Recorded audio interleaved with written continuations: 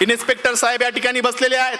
साहेब, AC मध्ये बसणारी पोरं दंगलीमध्ये आज जात नाहीत, जातात तुमची आमची लेकरं, तुमची आमची भाऊ. म्हणून ही कविता, तिचं नाव चल दंगल समजून घेऊ. आदेश आले, अफवा आल्या, रंगीबिरंगी झेंडे आले, दगडासोबत धोंडे आले, कळपा कळपा न गेंडे आले, धर्मासाठी कडवे आले, मतांसाठी भडवे आले.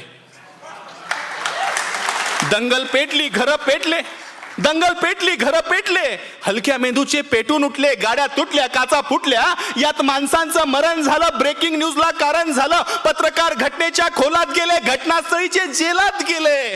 त्यांना जामीन द्यायला आलं कोण? झेंड्यावाले का धर्मावाले? आले माय बाप आणि भाऊ.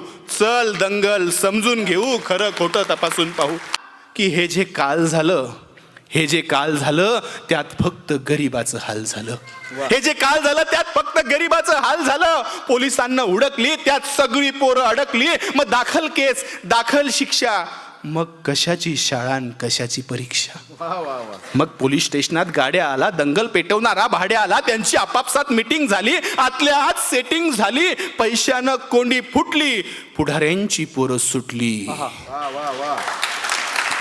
असं सगळं घडतं दंगलीच्या भोवताल, असं सगळं घडतं दंगलीच्या भोवताल.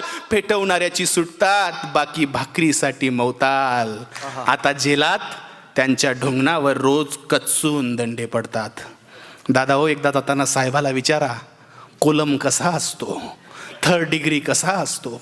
आता त्यांच्या ढुंगणावर जेलात रोज कचून दंडे पडतात. पेटवणाऱ्याची सुटली, बाकी सालोसाल सडतात.